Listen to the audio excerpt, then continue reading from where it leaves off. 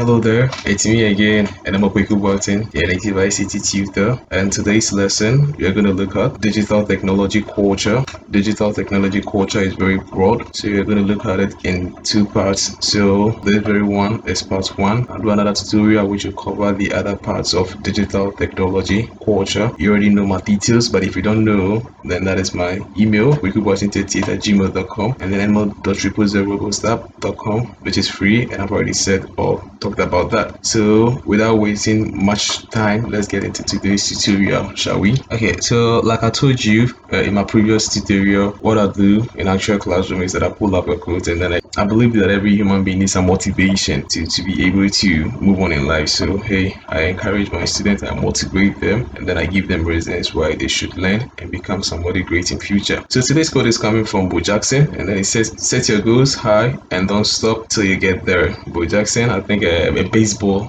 player, yes, a baseball player. He said that you should set your goals high and don't stop till you get there. So let your goals be very, very, very, very high. You aim high and you don't stop till you get there, meaning there are going to be difficulties, there are going to be challenges, there are going to be times that you feel like you want to give up, because you're not meeting the expectations and everything. But hey, you don't quit, keep fighting till you get there, because you believe that that is what you want to do. You believe that that's the person you want to become, and it's not going to come easily, it's not going to come lightly. Okay, so you need to fight, you need to keep pushing till you get there. So lesson objectives for this. At the end of this lesson, you the student should be able to explain general issues concerning information system, understand computer and information security, and distinguish between computer crime and cybercrime, then analyze the role and impact of information technology on everyday life. So this lesson, these are the objectives that you're supposed to know. You're supposed to explain general issues concerning information technology, understand computer and information security, and distinguish between computer crime and then cybercrime. Analyze the role and impact of information technology on everyday life. Like I've already told you, this is going to be in two parts. You shouldn't forget that you have to subscribe and tell another person. You shouldn't be the only person benefiting from this. Tell another person that Anti-Dote series is here, and then it's all about Elective ICT. Let's get right into today's topic. So digital technology culture. Digital culture refers to culture shaped by the emergence and use of digital technologies. It can also be said of how people use and interact with technology in their works and lives. It describes the idea that technology and the internet significantly shape the way we interact, behave, think, and communicate as human beings in a societal setting. So before that, let's look at culture. Culture refers to the way of life of people or group of people. So digital culture simply means the digital way of life of people.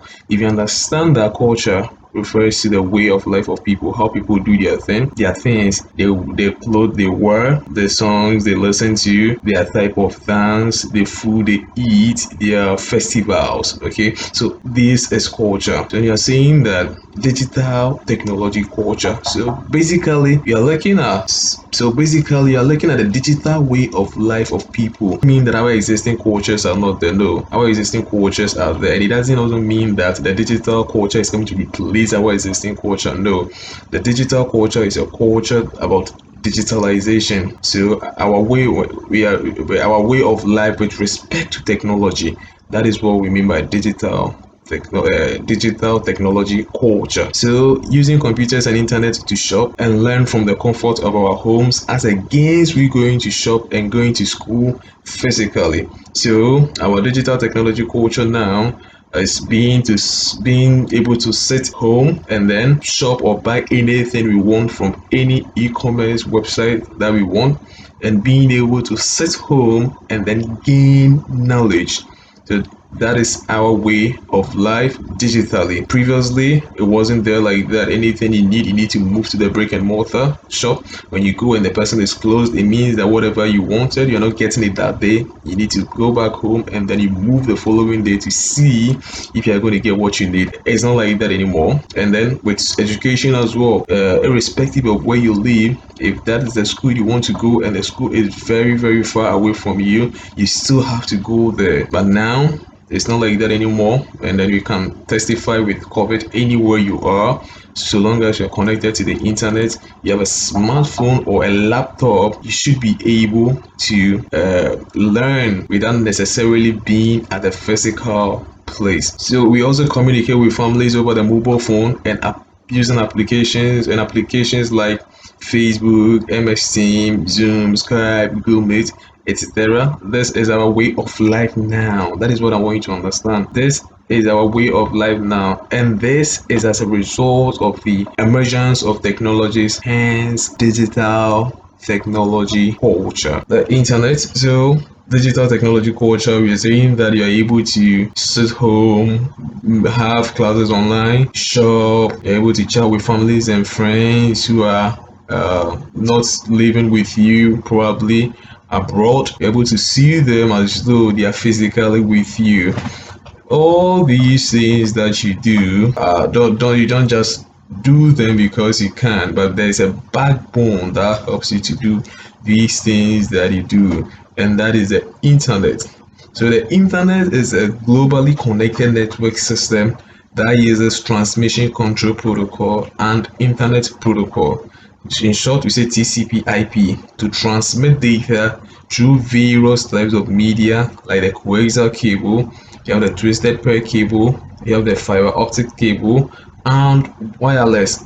So TCP is a set of standardized rules that allow computers to communicate on a network such as the internet. So when you chat with someone on WhatsApp or any of the chat applications, do you ever stop to think how many different computers and transmission media you are using in the process? Okay, so let me show you a transmission media. So these are transmission media.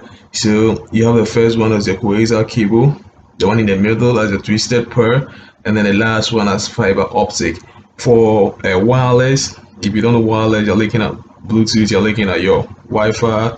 Okay, but Bluetooth is what most of you have been using or have used before, so that's wireless. Any connection that eliminates wire, I mean there's no cable, yes, so that's wireless. So there's no wire attached to the device which is giving you connection. So wireless. To the destination where you want a message to go, in between you and the person, there's so many computers connected together to that helps you to take your message to the destination where you want your message to go. So the internet basically is not just about saying I'm online, so I'm on the internet. No, to a greater extent, yes, but the internet really is a lot of computers linked together by one or combination of any of the transmission media that you have here. So a lot of computers, so you can set up a network, you see network in your home, but when you set up your network in your home and you don't have an ISP connecting you, you'll not be able to have conversation with the rest of the world.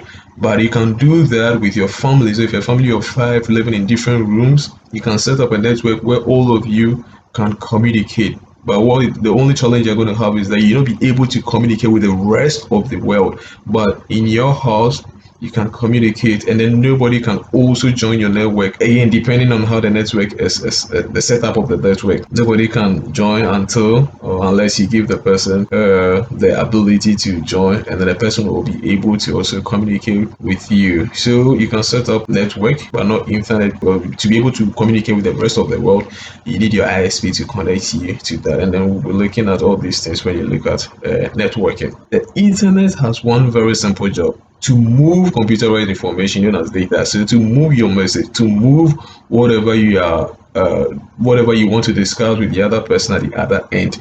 So when you send message like this on the internet or a network, it's called packet. So it is able to move your packet, or let me use data for you to understand, but the right word is packet. So it is able to move your data from one place to another. That is it. That is the job of, the internet. The basic job that it's supposed to do is to be able to transmit whatever you want to know to the sender, and then the sender should be able to acknowledge that he or she has received whatever you sent to the person. That's it. So the machines that make up the internet treat all the information they handle in exactly the same way. In this respect, the internet works a bit like the postal service. Letters are simply passed from one place to another, no matter who they are from or what messages they contain. The job of the mail service is to move letters from place to place, not to disturb himself or worry his head about who is writing the letter and why the person keeps writing the letter. So that basically, you can liken the internet to the snail mail or the post office. Is that with a post office, you write your letter. Like I told you, my people when I was in secondary school, I mean, my time letters were the order of the day. The mobile phones were not prevalent like that. Unless you go to a payphone, not necessarily a payphone. It was in the school. You just need that a phone booth. You need your card to just make the call by one or two, three phone booths, and then a lot of students. How when is it going to get your turn for you to make your call? So we resorted to writing letters. You write a letter. The school gathers them. A postman comes for all the letters. You stamp, you pay, gives you your stamp and the destination, everything. Then a postman will take them to the post and later be processed for posting. Is it so the internet work? You can liken it to that. So you take your phone, your pen and paper using the snail mail. So your phone technologically, then your pen and paper, you write everything on the paper. Now your phone, you type. When you hit send, okay, when you hit send, it goes to the person. Now when you take a pen and paper and you write your letter on the pen on the paper, and then you go to the postman or the post office to post your letter, that is a send that you've hit on your mobile phone if you were to use a mobile phone.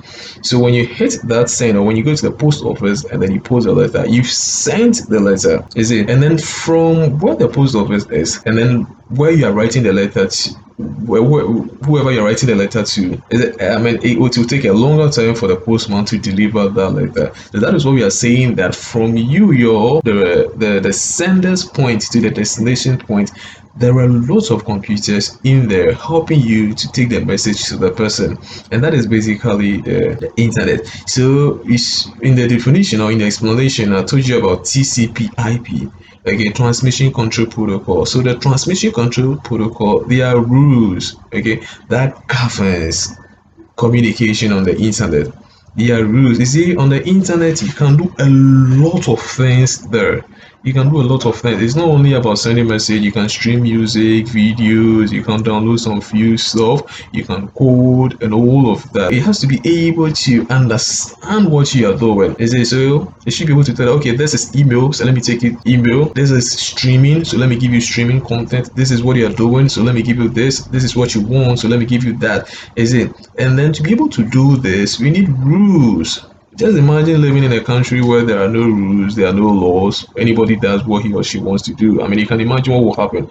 Okay, it's not different from the internet. So you need rules that governs how communication is being done. So if it is email, there's email protocols that they say that, okay, fine, this is email, they can work on it. If it is streaming, there are protocols for that. If it is file upload, if it is file download, and all of that, all these, there are protocols that govern them. And then the IP is the destination. That's your IP addresses are added. So IP address is the destination where you want your message to go at the end of the day. You see, the internet, unlike the post office, okay, you see, you have the address, the recipient address on the paper or on the envelope. So the postman just said, okay, fine, this address is going to this person, this address is going to that person. That's the same way the internet works. Everybody or every device connected to the internet has an IP address, and that is the IP. That address is what that address is what identifies a computer or a laptop or a device connected to the internet from another person. So you sending a message on mobile phone, you have an address. And then the person you're sending the message to also has an address. So the computer will say that, oh, okay, you're sending this address wants to send this message to this particular person. And then it goes to that person. So you can imagine if devices connected to the internet has no address, if devices connected to the internet have no addresses, then it means that your message will end up going to the wrong destination. That's the same when you can imagine writing a letter without adding a recipient's address. It means that your letter would go to or can go to any other person together. So it is worth knowing that www, which means World Wide Web, is not the same as the internet. The World Wide Web However, as a collection of information which is accessed through the internet, the web has matured through three generations, commonly called Web 1.0, 2.0, and then 3.0. So www is just a collection of information that is accessed on through the internet. When you launch your browser, okay, when you launch your browser and then you ask Google a question, you are using the web, you are using www.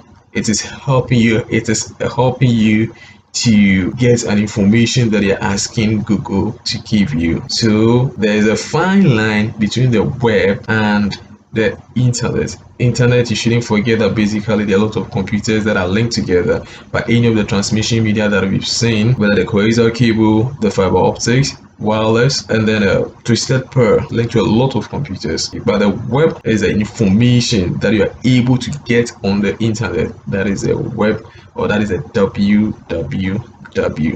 So let me tell you about the inventor of the web.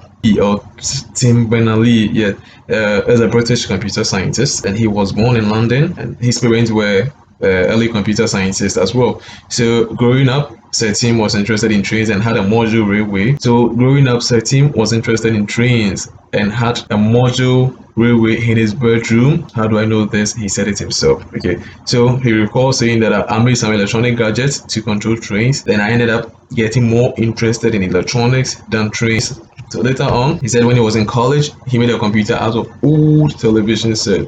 So he went to Oxford University. Berners-Lee became a software engineer at CERN, that's European Council for Nuclear Research, CERN, that's CERN, the Large Particle Physics Laboratory near Geneva, Switzerland. So scientists came from all over the world, to CERN to use its accelerators. CERN houses a lot of scientists. It's a research place or research lab, so a lot of scientists come there to conduct their research and do all the things that they want to do in physics, really. So large particle physics. So Sir Tim or Berners-Lee noticed that they were having difficulty in sharing information. So this is where it all began. You see, a lot of people come around. Let me use the coronavirus to explain for you to understand.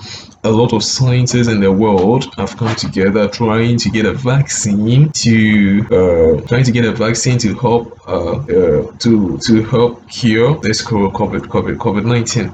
So scientists from Europe, scientists from Africa, scientists from Asia, all of these people, let's assume that we have a designated place in Ghana, that all of them have to come. So all these scientists come, conduct their research, they do whatever they want to do. Then at the end of the day, they are not able to share information. You shouldn't forget that the coronavirus is a pandemic. It means that it's affecting everybody. So if the scientists come together, they don't have to work in isolation. They have to work together. Okay, so they have different machines that they are working on. At the end of the day, they are not able to share the information that they have, unless of course he is telling his colleague scientists that this is what I've seen, this is what I've done. But electronically, it wasn't possible then to share the information that he had. So when the person finishes working on, the person goes, unless you have to move to the computer the person was working on to be able to understand and follow and catch up and take it from there, whatever the person did and the results that the person had. So it was a difficult thing. So Berners-Lee noticed that, and then he decided to do something. So he said that in those days, there was different information on different computers, but you had to log on to different computers to get out. But you had to log on to different computers to get those information. Also, sometimes you had to learn a different program on each computer. Often it was just easier to go and ask people where they were having coffee. He said this. So the reason why, the motivation for he developing www or bringing up www is what he just said. So different computers, different information. So all he had to do is to find a way to let these computers talk to each other so that you can share information without necessarily having to log on to 5,000 computers to get one information, because probably didn't know which of the computers that particular scientist even used. From this point forward, the development of the web began. So after he noticed his problem, he started work. So the development of the WW began, and then we had Web 1.0. So with Web 1.0, you're basically looking at a synthetic web or read-only web, which began I think 1990 to 2000. Yeah, it was read-only. It means that you could not do anything. There were no users being able to update or share. It was just go read, get the information, and then you go home, okay, or get the information wherever you are, and then you sleep. You couldn't do anything. You couldn't engage. You couldn't give feedback. I mean, it was read only, so it was very limited. There's no option given for a user or consumer to communicate, but it was very limited. So, example of Web 1.0 are the static website and personal website. So, when you see a website that is not dynamic, it means that it doesn't change often. It is just there giving you information. Yes, that's Web 1.0. Now, Web 2.0. So from Web 1.0, so he still realized that 1.0 wasn't doing much. It was just read only. So he decided to build on the 1.0 to give us 2.0. So Web 2.0 also came, but Web 2.0, to be fair with you, but about the social media. So it was read and write, okay? It was read and write, meaning you can read, you can share information, your knowledge, you can communicate with people. So that the social media, and then you're even still using Web 2.0, but we have 3.0, and you're using 3.0 as well as 2.0 is still dominant. So, I mean, you could do a lot of things. You could do a whole lot of things. So you can think of your YouTube, what are the things you can do with YouTube, like I'm doing now, Facebook, Twitter. I mean, it was a social web.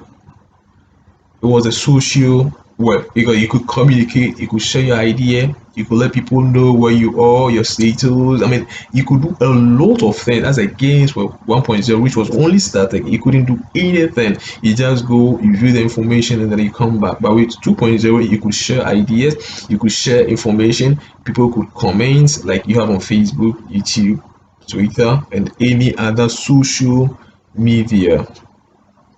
Then 3.0, so even though Web 2.0 could do a lot of things, it still wasn't satisfied. So he decided to start Web 3.0. So Web 3.0 is a semantic web, or basically just read, write, execute. So Web 1.0 was only read only, Web 2.0 was read and write only, and then Web 3.0 you can read, you can write, and then you can execute. It means that you can access information, you can give feedback or share the information, and then you can let the information do whatever you want the information to do for you. Execute the information. So in this era, computers can interpret information like humans via artificial intelligence and machine learning, which help to intelligently generate and distribute useful content tailored to a particular need of a user. So Web 3.0, you don't have to go online and then be searching for things that you don't need. No, you have cookies which tracks what you do on the internet or on the web. So it gives you things that you like. It suggests you things that you are interested in. Then it tailors your needs so that you don't have to be combing, searching through, browsing through a lot of stuff before you finally get what you want. So that is Web 3.0. And then the AIs, you're looking at Siri, you're looking at this Google Assistant, all of them coming in to help you search for things as fast, as quickly as possible.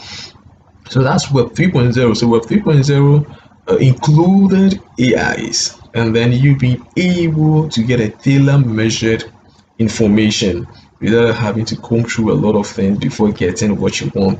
Web 3.0. Computer and information security. Computer and information security. Is it?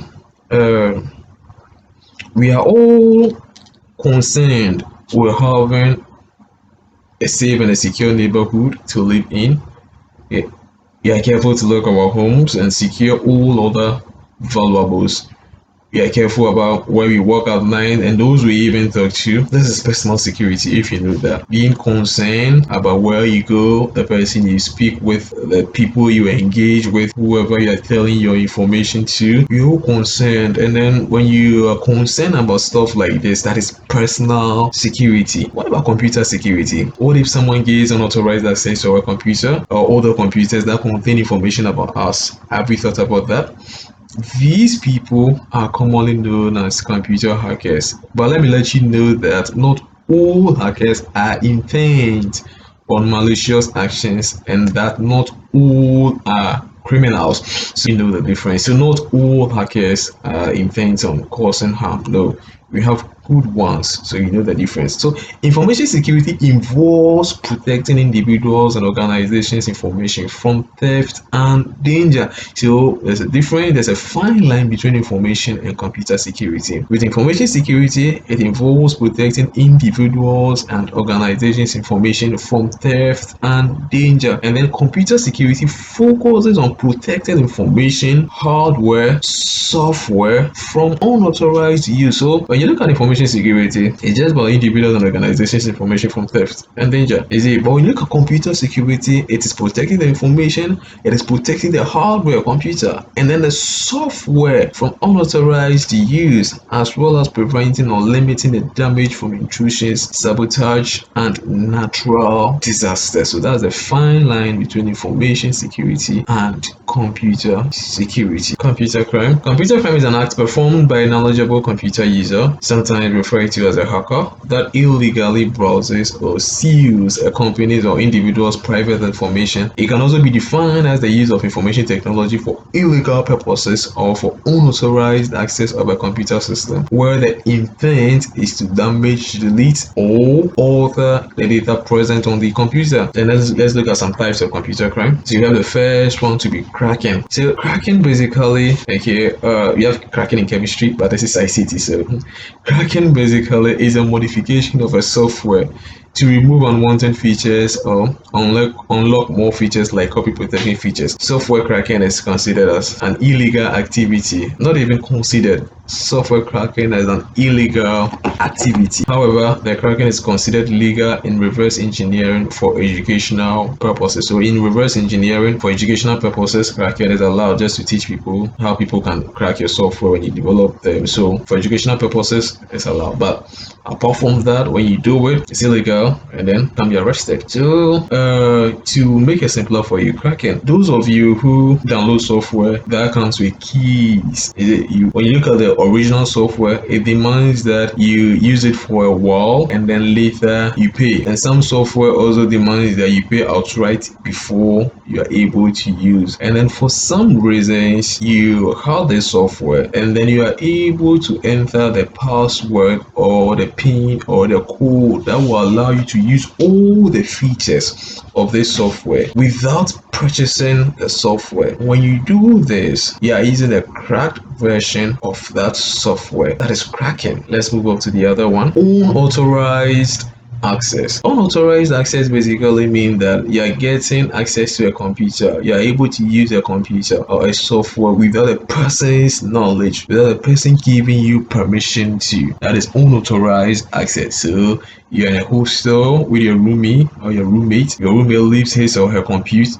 Then you take the person's computer, you go through the person's computer, you browse, you use it for whatever you want to use it for, and then you put it back. When you do that, they're saying that it's a computer crime.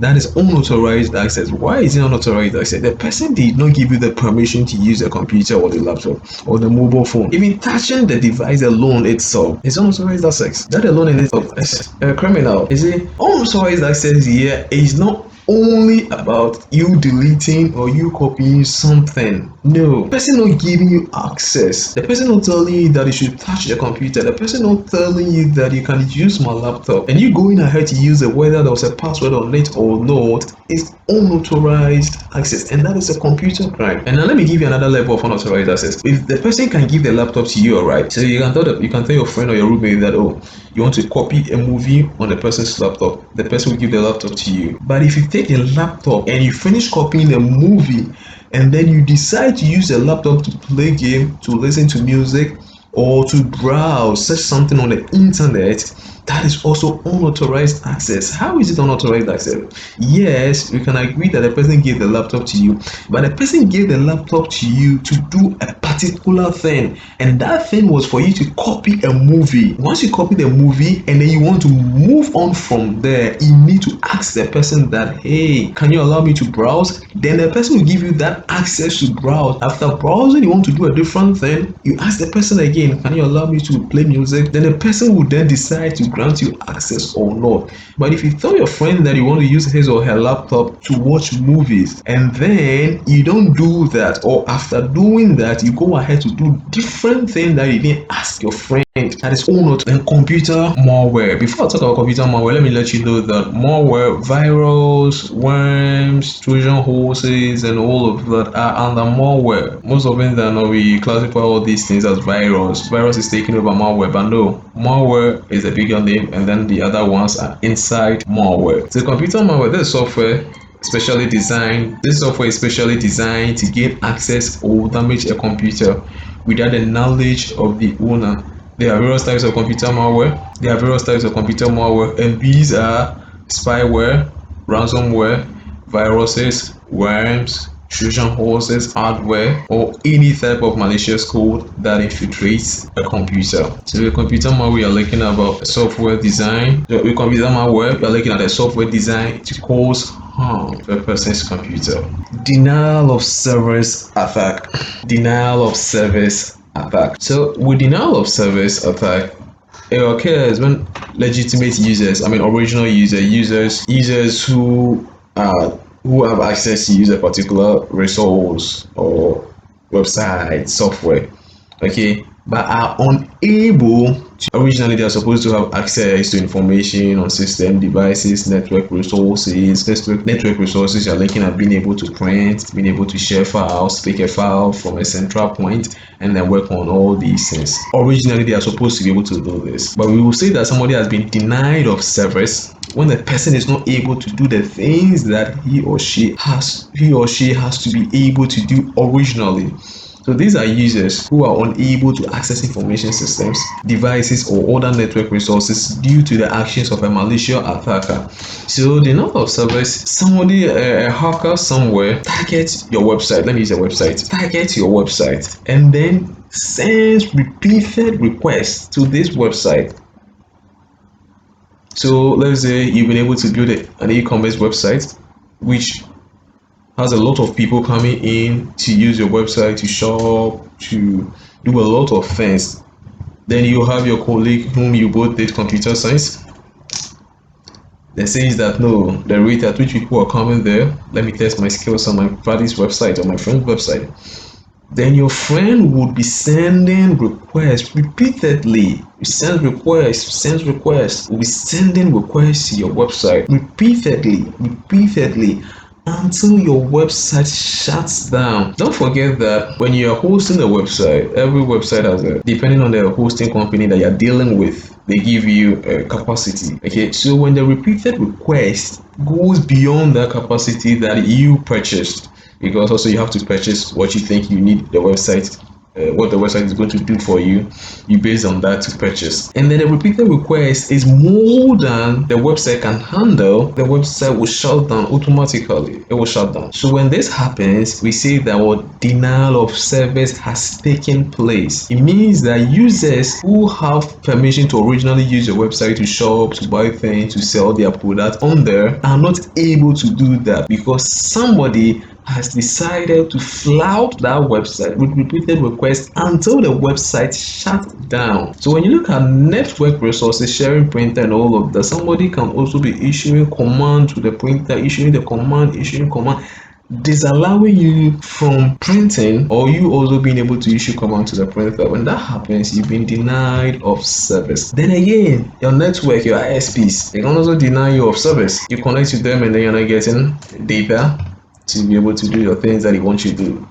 But their denial of service anywhere is not intentional, or I should say that it's not intentional. Unlike the malicious attackers, they do that intentional. They deny you of service. They don't want you to do anything. They take over, they take control, and then you're not able to do anything. That's denial of service. Cybercrime is any criminal activity that involves a computer, a network device, or a network. Cybercrime happens in a cyberspace in that the computer is used as a tool, alright, but the target is not a computer, unlike a computer crime where the tool used and the target happens to be a computer. So like I told you that there's a fine line between computer crime, and then cybercrime. The fine line here is that with cybercrime, everything happens on the cyberspace. With the computer crime, it starts with the computer and then ends with the computer. But with cybercrime, it happens in the cyberspace. So you can use your computer to be online, but effect and whatever is going to happen to you online. It's not going to happen to your computer at the end of the day. So that's the fine line between the computer crime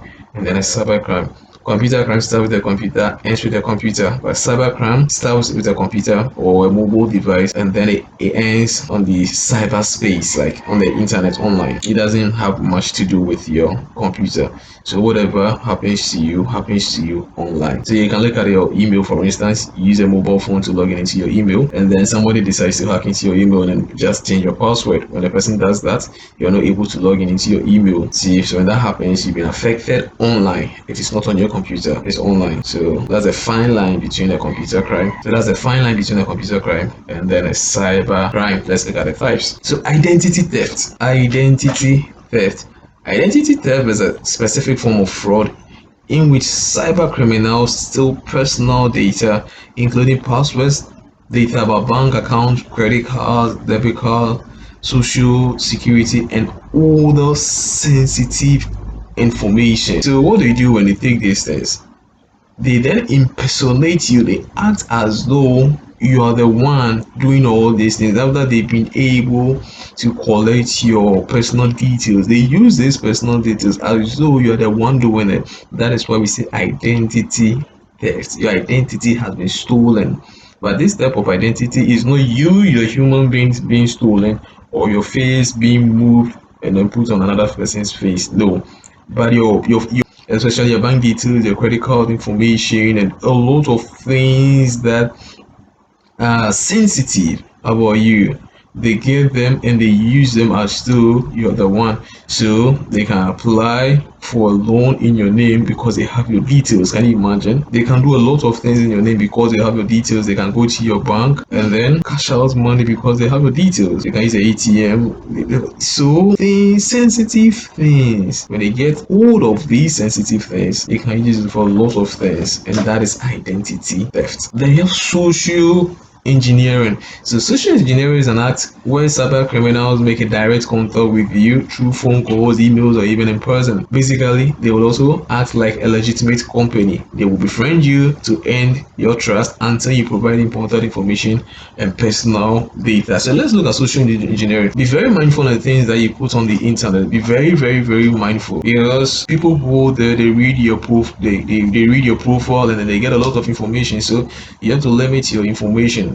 And this is where people get a lot of details about you and then they communicate with you. So let's look at social engineering. So let's visit your Facebook wall, and then I read about you, and then because you willingly put all the information there, I was able to get some information that I need. So I just call you on phone, okay, and then I'll call you and then I'll mention your name because your name is there. So assuming your name is Kofi on Facebook, I just call and say, am I speaking with Kofi? You are going to say yes because you are Kofi. I said, oh, Kofi, how are you? Then you're going to respond. And because your school is there, I can say, oh, Kofi, you're in Sunrise Christian High, right? Science 2. Then you're going to say yes because you're in Sunrise Christian High and you're in Science 2 because you have those details there. You get it? And then I go ahead to establish. So when I'm able to mention your name and I mention where you school and even your class, and then I can go further to do research to get some of your classmates and then mention their names as well. So social engineering is about building trust. So the person will build trust with you, because if the person is able to give you all these information about you, you trust the person that the person knows you somehow, some way, somewhat. You get it? So I'll go ahead to mention some classmates of yours.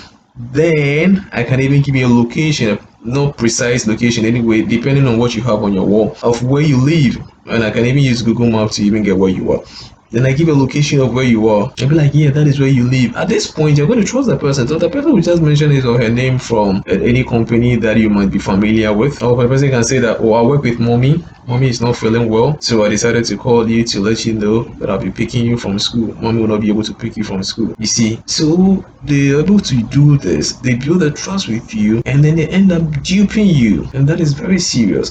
So they can only get this information when you share them. So be mindful of the things you share on social media. We have people who are ready to take these information and then use them against you. They might not use it against you, but they might use it against your parents. To be very mindful. Social engineering. Be very, very, very mindful in whatever you do on the internet. So, malvertising is a method of filling a website with advertisements carrying malicious codes.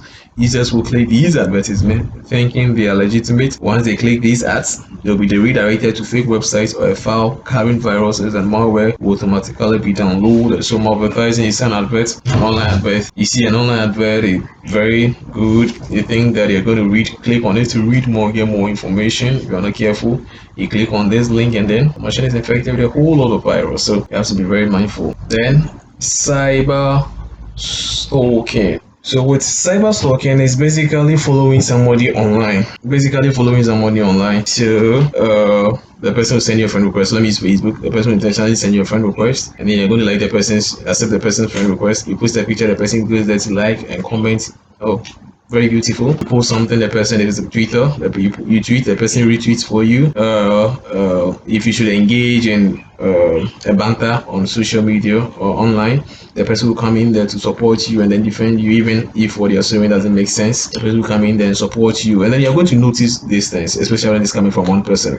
So you're going to notice it. So you're going to be like, oh, this person always defends you, this person always likes your messages, and then this person defends you, and then this person the person checks up on you, sends you a private message online and everything. So you're going to notice, and then you're going to automatically like the person. That's how the human body behaves. So automatically you're going to have some like for the person, and that is where it starts from. So the person will be stalking you online, your activities online, whatever thing you do, even the time you go online, the time you come, you post a WhatsApp status, the person the first person to watch and all of that. So the person established that connection with you, and then from there the person gets your attention. Then we just use it for whatever he or she wants to use it. Effects of computer and cybercrime. So what you're saying basically is that after all these things are done, what are the effects after malicious attackers have initiated kickstart and then come to fruition with their computer and cyber crimes? What effect does it have on individual, on a person, organization? What are the consequences? So effects of computer and cyber crimes. It can lead to job loss, and this is so true. I don't think this needs explanation. When an attacker, a hacker, hacks your company, until God knows when you recover from the attack, you're losing your job. So the job can be permanent, it can be temporary. So you can lose, or that is why it has CAM. It can lead to job loss. Then it damages brand image and company or individual's reputation, and this is so true, and this is very terrible, very, very terrible. So I don't think you would like to do business with a company that complains of being hacked every day, especially if this company is a financial company. You won't do business with such a company. So when that happens, the company's image has been damaged just because of somebody somewhere who decided to keep attacking the person for whatever reason. You see, it damages the company's reputation. Or as an individual, a software developer, you developed a software for a company, and the software has been hacked into. Come on, your reputation will be damaged, and nobody is going to hire you to develop another software because your software gets being hacked into every now and then. So computer and cybercrime has a damning effect on individuals and then companies. Then there's high cost in mitigation strategies and recovery from cyber and computer crimes. Yes, so mitigation, trying to reduce the effect, of the computer crime or the cyber crime. It comes with a lot of cost, but it can lead to needless payments of compensations, and then you have to buy additional high-end firewalls, get both hardware, software firewalls, a lot of things that will help you to fight against these attackers. So recovery and then mitigation strategies comes at a higher cost, and all these costs wouldn't be there if nobody decided to hack into your computer system, or to hack into your software, or to try to bring you down. Then it can lead to loss of trade and competitiveness. Vodafone, MTN, and then you get complaints, and this is legitimate. I think this example is very legitimate. Mobile money fraud from MTN. Mind you, Vodafone also has Vodafone Cash. And then you turn 18, you have a mobile phone, you want to register a SIM, and then put some money on the SIM. And you've been hearing mobile money fraud. To be refer to MTN, they are doing their best to prevent all these attacks. So mobile money fraud always with MTN, and then Vodafone has little or no mobile money fraud issues. Which of these two companies would you want to register mobile money with? Is it? So computer and cyber crimes can lead to loss of trade and then competitiveness, because Vodafone, or people would like to go to Vodafone in terms of mobile money, because at the end of the day, there's not going to be anything like I put my money in my account and then I can't find it, it's not there, somebody has taken my money. So that is it.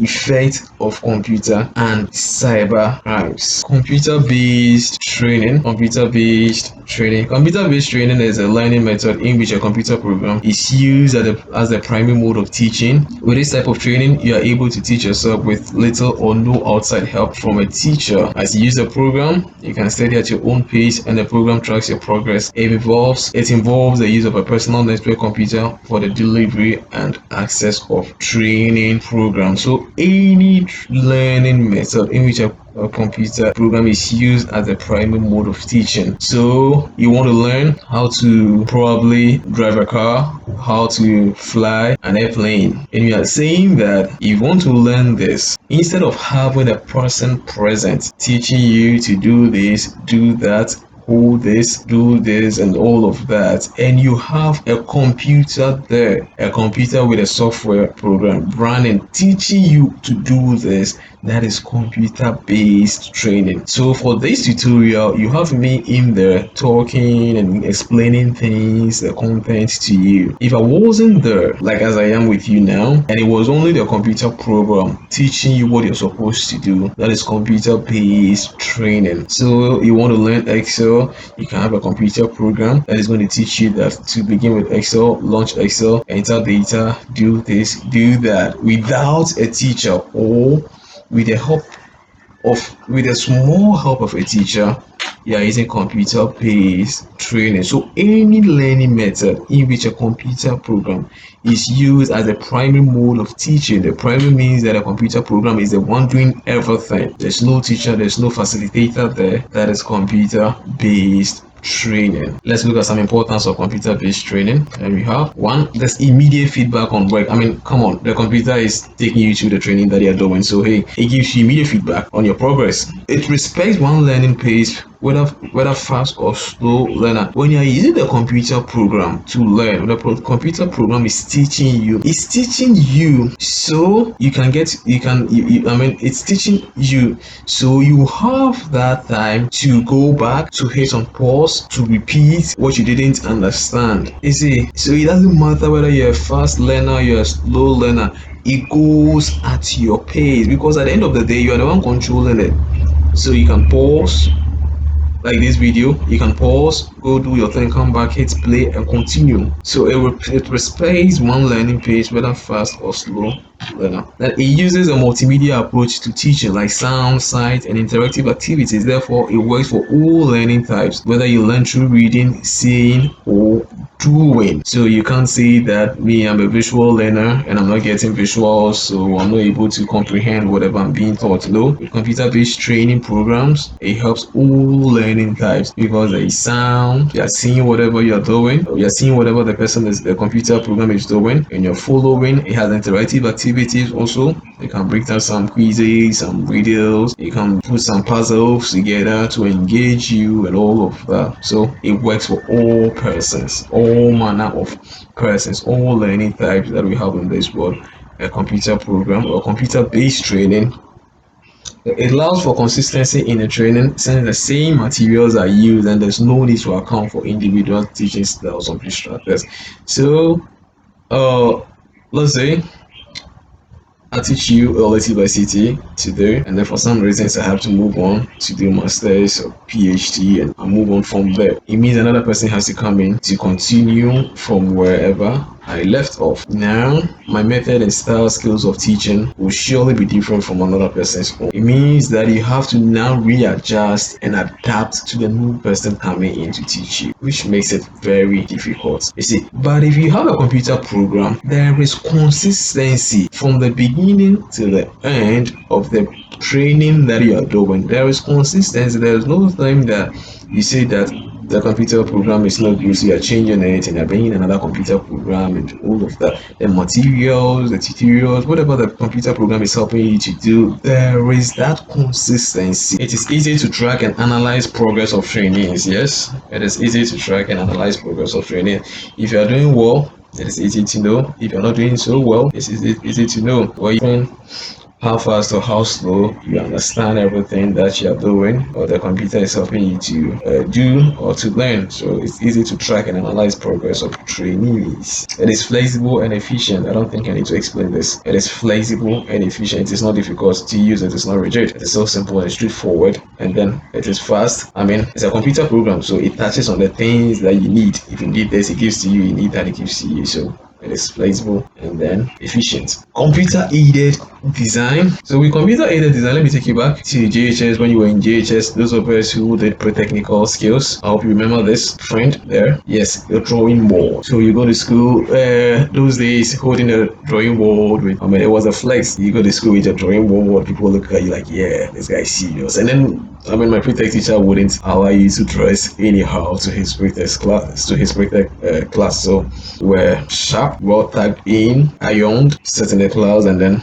listen to the all the dimensions and 2-point perspective that he was teaching us. So yes, you take your drawing board, okay, with your T-square, your Z-square, your A4, sometimes your A3 paper, and then your clip. Then a design is put on the board with dimension. Based on the dimensions, you draw what you have there on your paper. What you were doing in JHS, you were designing, you were designing manually. What you were doing in JHS, yes, if it's a house that your teacher wants you to draw, puts a house on the board with the dimensions that is going to help you to get the house, and then you put the same thing on the paper, the pre-tech way. But going forward, we are saying that all these things that you did in JHS, they are good things that you did, but you did them manually. And then if you recall, you know that you waste a lot of time. Sometimes you have to clean, you sweat, the paper gets soiled, dirty, you need to change it. You waste a lot of time to just do one thing.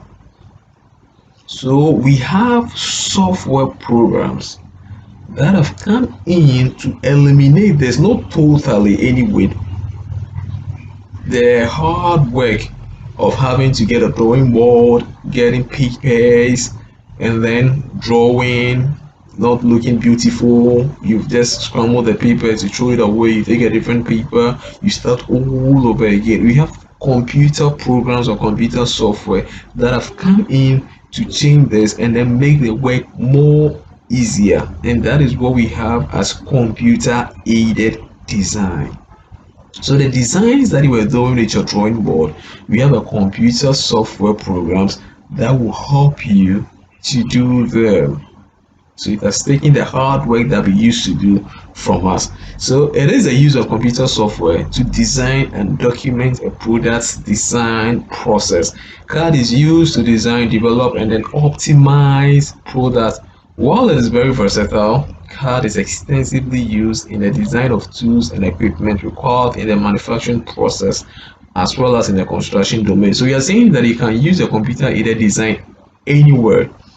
That is why we are saying it is versatile, but where it is often used is in manufacturing and the construction domain. So you have architects and then engineers using this. So if you want to build a 5-bedroom, you don't have to go for your drawing board, go for some A4 sheet or A3 or A5, whatever you, and then be drawing all these things. It takes a longer time to be able to put the design there and give it to the client for the people to start building. Okay, with a computer software, computer designing software, you just have to click, drag and drop some few tools and components, and you have your design there for you. That is all. That is what we are saying by CAD. So just picture your pre-tech days, how stressful it was. You're saying that you have a computer software that you don't have to go through all these stressful work. You just have to be able to train yourself well to use this computer software, and the computer software is going to give you all the designs and more that you used to do when you were in JHS. That is what you're saying about CAD. It is very easy to edit design work, it is very easy to edit design work. It is so easy to edit your work. And GHS again, or using your drawing board, when you want to edit your work, you probably would have to start all over and then add what you wanted to edit. That is all, because it's paper. To edit work, you can't just draw and put something there. No, again, it depends on what you've drawn, if that would allow you to add some few more. But holistically, you'd have to draw everything again and then add what you wanted to add previously, or what you're supposed to add previously. But with computer aided design, it's so easy. After doing everything, and you go back to the client, and the client says, "Oh, please remove this and put this here." You just have to go back to the software and then tell the software, by way of you doing it, remove this, put this way, save it, take it back to the client. So it is very easy to edit design work. There is a decrease in error percentage. I mean, vast decrease, huge decrease in error percentage. When you're drawing the drawing board, like I told you, if you're a family person, you have your kids coming around, probably you might want to draw when they are asleep and all of that. But there are times that you're going to have urgent people are going to come to you urgently, and then you don't mind whether your kids are asleep or not. If you're not a family person and you even live alone, I mean, you're human. So if you're going to sweat, if you don't sweat, you're going to clean, and as you clean, the paper becomes dirty, and you probably would have to draw like 3 to 4, 5 times before you get an accurate design or accurate drawing that you can later present. But with a computer aided design, there's decrease in error percentage. The only time you're going to make errors when you don't know the exact precision. Okay, you don't know the dimensions to use, so you mean that basically you're drawing something different from what the client asks you. That is all. That these are the only times that you're going to make errors. Apart from that, if you know your dimensions right, you know the right tools to use by way of commands or components that you have in the software, you're good to go. It's just a drag and drop thing there. AutoCAD, yes, you can check on AutoCAD. It's just a drag and drop thing that you do with some small add-ons that you have a design there. So error percentage is totally decreased here when you're using a computer aided design as against your drawing board and your papers. There is a decrease in design effort. Yes, there's a decrease in design effort of getting your drawing board, going to get your papers, going to get your clips. Your set square might be broken, you need to get a new one. I mean, yes, you yourself, the energy you would use in designing thousands of stuff before you're able to get one correct thing. All these things have been decreased using the software. So your design effort is totally decreased for you when you decide to go for the software instead of drawing all these things manually. It is easy to share design work. Yes. Now, when you use the manual one, okay, by way of your hardboard, when you use the manual one by way of your drawing board and your papers, and you want to share your work, what you're basically doing is the original work, unless you draw one original and then one less original, and then you give the less original out. But if you have the original work and you want to share, you're giving the original one to the person you're sharing with. Now the person has to go through, look at it, and then bring the original back. What if the person goes and doesn't bring the original back? What happens? It means that you have to start all over again. Can you imagine? Is it? But when you're using a computer aided design, you can share your work electronically. In fact, what you've done is electronic. So electronically, you share what you've done. That's a soft copy that you have. So you share that one electronically, email, WhatsApp. You have a lot of sharing applications. You share it to the person. So you are keeping the original one as on your computer, and then you shared previous ones to the person. So if your computer should even mess up, you can always retrieve from the person that you shared with. So simple. So you have your work and you've been able to share it. The manual one on your drawing board, you probably have to keep the paper out and hope that the paper comes back to you. So these are the importance of computer aided design. There is improvement in accuracy. Yes, you're able to work a little bit faster than you would have using your drawing board and then your paper. You're able to also get your precisions right. You're able to get your drawings, your dimensions, everything right, like you would when you're using like you would if you're using a drawing board. So there's improvement in accuracy. There's increased improvement in accuracy. Computer assisted manufacturing.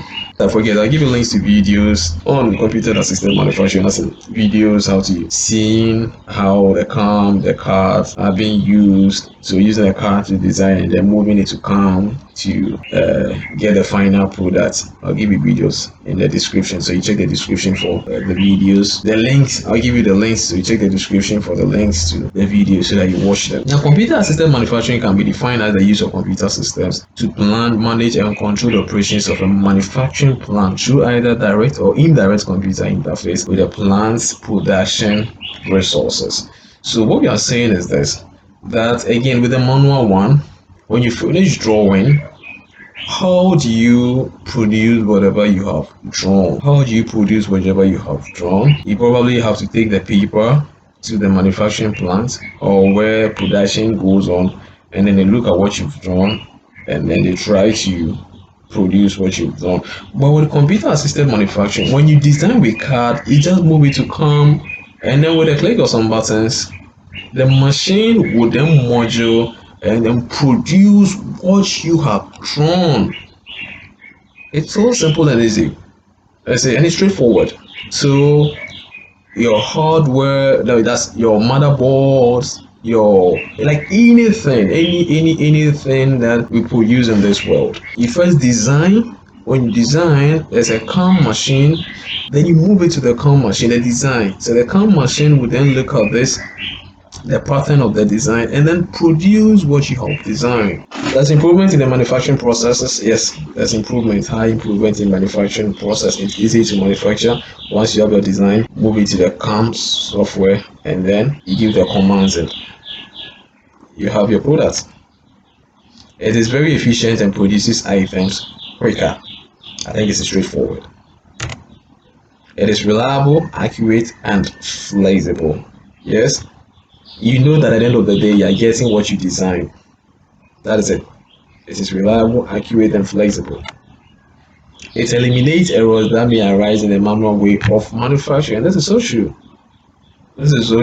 I design, I bring it to you the manual way. You're looking at what I did. If I'm not there to explain some few things, you might get it wrong, and they're going to build something that we don't need. But with CAD and CAM, you move the design straight to CAM, and the CAM based on your design will give you a final output.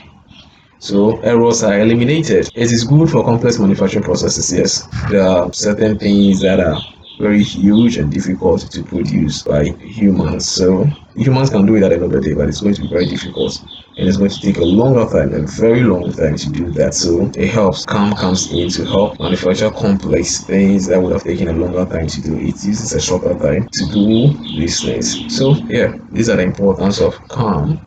So try that hands-on. Define the following: computer-based learning, computer-aided design, computer-assisted manufacturing. The list for importance of the following: computer-based learning, computer-aided design, computer-assisted manufacturing. You don't go back to watch the video to do this. If you strongly believe that you've gotten everything I said in this tutorial, in this video, just have to try the hands on this. You shouldn't do chew and pour. I don't encourage chew and pour at all. Don't chew and pour. Understand what you have just watched and learned, and out of your own understanding, try the hands on these questions. Thank you again for watching. I'm very grateful. But again, don't forget to hit the subscribe button, and then you shouldn't watch these videos alone. Try to rope somebody in. Let somebody know that Anti-Dote series is on YouTube and it's all about elective ICT. Let's have discussion in the comment section. Put whatever you have there, and believe you me, I'll reply to the comments when I see them. And the ones that demands that I take action, why not? I will. So like I told you from the beginning, this is going to be in 2 parts. This is the part 1. I'll continue with the part 2, and then I'll let you know when I do that. So this is the part 1. I'll bring the part 2 much later. So our next tutorials will still be on digital technology culture, and that is going to be part 2. We're going to talk about e-business, e-health, e-learning, e-governance, email, basically all the E's that we have. So we're going to talk about all of them. And please subscribe and keep the channel active. Until then, it's bye for now.